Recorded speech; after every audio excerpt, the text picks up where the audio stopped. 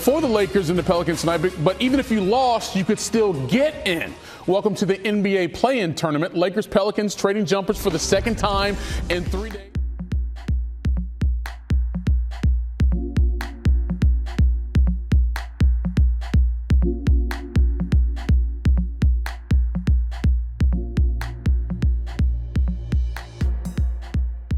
LeBron feeling it. Zion typically has not shot the ball very well against the Lakers, and more specifically when LeBron James was on the floor. But my man came out like, ladies and gentlemen, please would you bring your attention to me. Gets the bucket there. Squad is up 6. And then Trey Murphy the third. Floater misses. Larry Nance Jr. Zion for the finish. He had 10 points in the first quarter, and his team was up 5. Right before the end of the opening frame, Zion, Herb Jones, 3-ball corner pocket, good. 34-26 advantage for Nola going to the second. LeBron trying to get his squad on a run. Blocked by Zion. Pelicans running it the other way. Zion in transition misses. D'Angelo Russell gets it, and guess who was still back there? LeBron. Easy finish for him. Lakers cut the deficit to 5. It's a 3-point game now here. D'Lo. Ooh, tough bucket. Fading away over Zion. He had 15 points in the first half. Lakers were down just 1 at that moment. We got less than 5 to go in the second quarter. Lakers now up by 3. LeBron, he had 15 in the first half. Lakers up 5. And then right before the break, Pelicans inbounding down 12. Zion to beat the buzzer, gets it. He had 20 points in the first half. He had just 12 in the game against the Lakers on Sunday, but his squad was down 10 at the break. Let's go to the third quarter. Just watch LeBron here. Slides in and takes the charge, and dude, Zion put him on the ground like a tackling sled. Come on, boy, that is athlete on athlete. Even Zion's like, sorry, Unc. Later in the quarter, Pelicans down 18. Watch LeBron again. Guess what he does? Dude has been in the league for 112 years and out here taking charges, boy. That's what it matters to him. Ooh, how about that fake and the under for the bucket? LeBron showing the old man game as well. Let's go to the fourth quarter now. About 6 minutes to go. LeBron again gets blocked by Zion. Pelicans going the other way. Zion over to Jose Alvarado for 3. It's a 2-point game. How you feeling, Nola? Less than 4 to go. Pelicans down 2. Alvarado to Zion. Zion with 38 points off that alley-oop, and that ties the game at 93. Next possession. Zion, floater over AD, 40 points. But after the play, he's like, something is hurting. He's upset, visibly upset, because he has to go to the locker room. No Zion to finish the game. Less than 2 to go. We're tied. Alvarado drives. Trey Murphy. Russ comes up with a steal. Other end. Austin Reeves with the lob to AD. Huge swing there as the Lakers get the 2-point advantage. And then next possession, D'Lo. Pretty much the ball game. Lakers win it 110-106. LeBron and company guaranteed the 7th. Russell, what a finish here. You're up 1 point. You get the ball in the corner. What's going through your mind as that shot leaves the fingers? Make it. Honestly, everybody came locked in. Everybody came and was efficient with whatever it was to dictate the win. I just want to make shots, man. That's what I do. Just continue to try to be a high percentage shot maker for the team.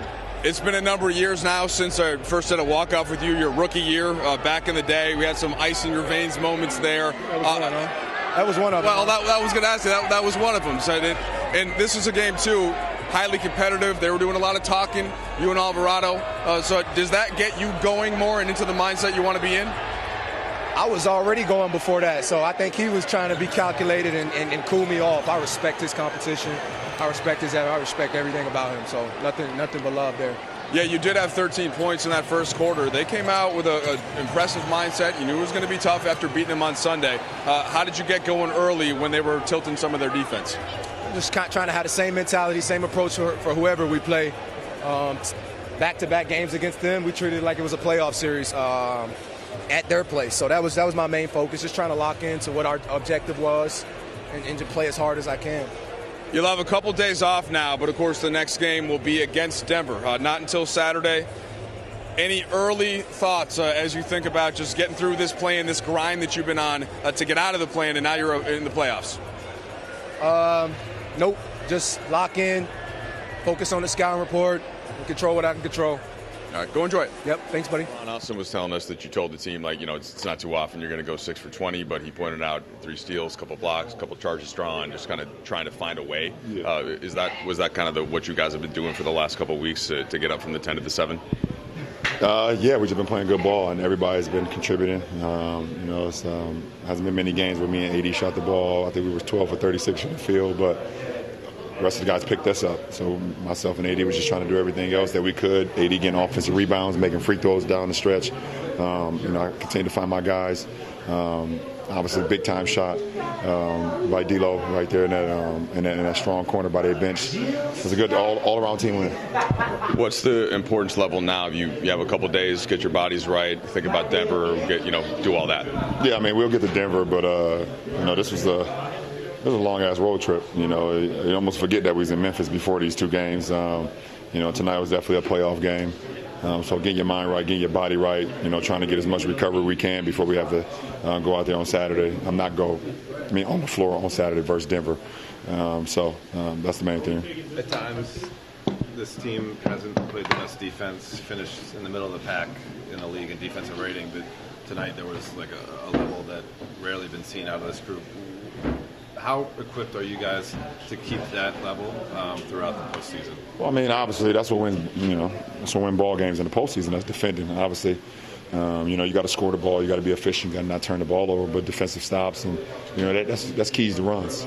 You're able to get a few stops in a row. You're able to get some scores. You're able to get to some good runs where you can go on a 9-2 run or a 10-2 run or whatever the case may be. Force a team to call a timeout and gain some momentum. So. We worked up our defense tonight. For you personally, how do you pace yourself to be able to get more on that end at this time of year? No, ain't no more pace. Pace yourself for what? It's now a sprint. This is a sprint now. We already went through the marathon. So my point being, now you have a different level you can reach on that end, and you'll tap in. Yeah, I do whatever it takes. All the percent. It's out the window. The season's over with, so it's about just winning. Win a game. You took a couple Zion charges in December. Yeah. Was this one worse? Yeah, this was a good one. That was a good one. You guys entered the postseason last year. Dennis hits a huge shot in the play-in. Austin has a big game 1, and it kind of sets the stage for everybody to contribute to what you were talking about tonight. What you got from Gabe in the second quarter. Yeah. What you got from D'Lo late. What does that say about the health of the team as a whole? I guess more spiritually than anything, that it's everybody's contributing. It's been my tone all season. It's been if we can get healthy, or when we're healthy, or how healthy we can get, is going to determine how well we play. This is about as close as healthy as we've been, and we're still without a big piece in Vando. So, but tonight we showcased what we're able to do both offensively and defensively. We got a good group going right now, good rotation, good plan, and guys are coming in ready to go. Does that give you more confidence in these guys, or are you already at this point where you trust these guys in big games? Yeah. I don't never lose confidence in my teammates, ever. What are your preliminary thoughts on the Denver matchup? Preliminary thoughts, it's the defending champion. They know what it takes. They know how to win. They've been extremely dominant in their home floor over the last few years. They got a MVP on their team. They got a closer on their team. They got high-level players, high IQ players. They got a hell of a coach. So, we have to play mistake-free basketball and make it tough on them. They're going to try to make it tough on us, obviously. But if we can play as great as game we can play, they're going to play as great as game they play.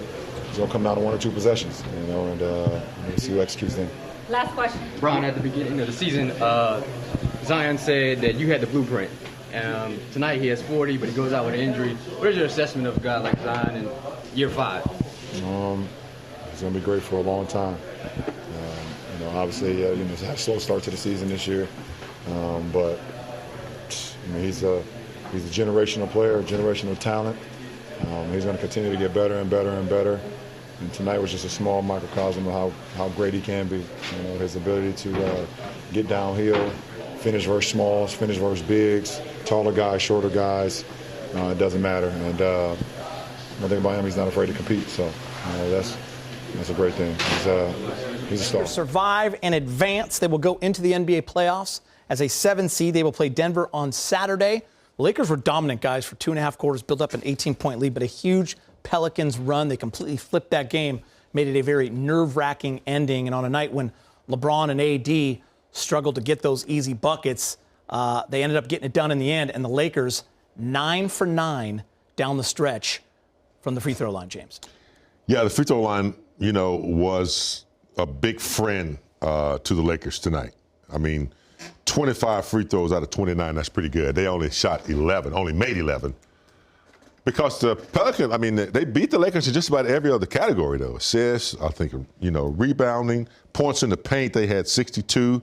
Assists, they had more than we did. But we played a dominant game, and then we started to play the lead. And then that's when they got hot. We got a little lackadaisical. We stopped playing with force. I don't like a ton of ISOs down the stretch with LeBron. I like an ISO every now and then, but we stopped moving.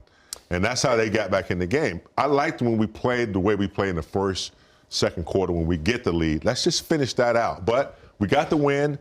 I thought the free throws down the stretch and a big three, some big threes by D'Lo got us to win. But I want to see us, finish stronger and not allow teams to get back in the game. Yeah, I think what was frustrating all of us when we were watching together, when Pelicans are making a run, you're not getting out in transition. Rob, it was the half-court offense that really went away. I mean, they had an 18-point lead with 6 minutes left in the third and just completely went away from what was working. Yeah, when the offense gets stagnant, it's the worst thing for any team. Mm-hmm. When you depend on one player to do it all, it's the worst thing for a team. And for me, when they're moving the ball, they're cutting. They're setting that little back pick by D'Lo, a little cut, and then AD will come set the pick and roll.